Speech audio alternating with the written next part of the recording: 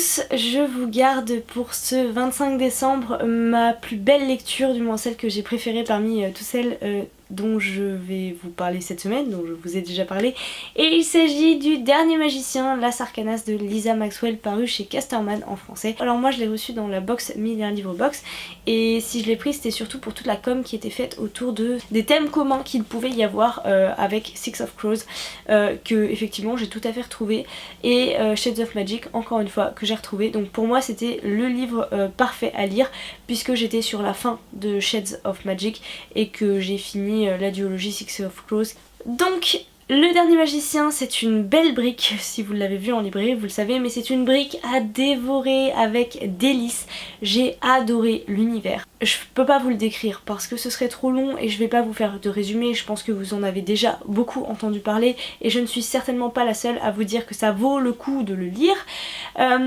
Pour ma part, ça m'a vraiment remis dans ce bain de malfrats, de mafia, comme on peut en trouver dans Six of Crows. Et en plus en ce moment je suis en train de regarder la série Peaky Blinders et franchement j'aimerais bien vous en parler un de ces jours parce que je suis à fond sur cette série. Donc voilà, j'ai retrouvé un peu ça, un milieu vraiment très sombre qui est super bien retranscrit, et la partie magique et les changements, alors pas de monde mais plutôt les changements d'époque qui sont très bien faits aussi. Voilà, donc les passages entre passé, présent, futur sont vraiment géniaux, les pouvoirs que l'on rencontre sont super intéressants, ça change encore une fois de ce qu'on a l'habitude de voir dans le milieu de la magie. Les personnages sont tous extrêmement attachants malgré cet univers sombre dans lequel ils évoluent et ces espèces de guerres, de gangs on va dire.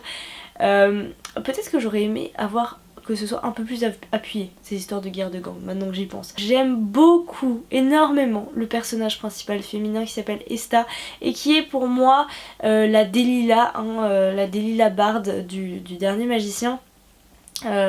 J'ai aimé son intelligence, j'ai aimé le fait qu'elle soit une voleuse, donc une pickpocket dans l'âme.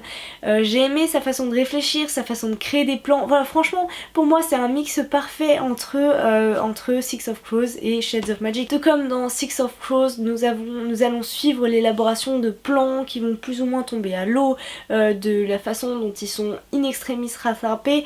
J'ai beaucoup aimé la création des liens entre les personnages, j'ai adoré cette immersion dans le monde de la magie, une magie qui est mal vue, une magie qui est pourchassée, persécutée dans un New York qui est cloîtré. Donc voilà, univers, personnage, la totale.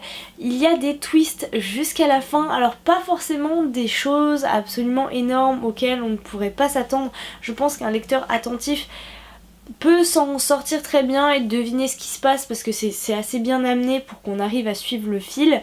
Donc je vais pas dire que c'est une énorme surprise.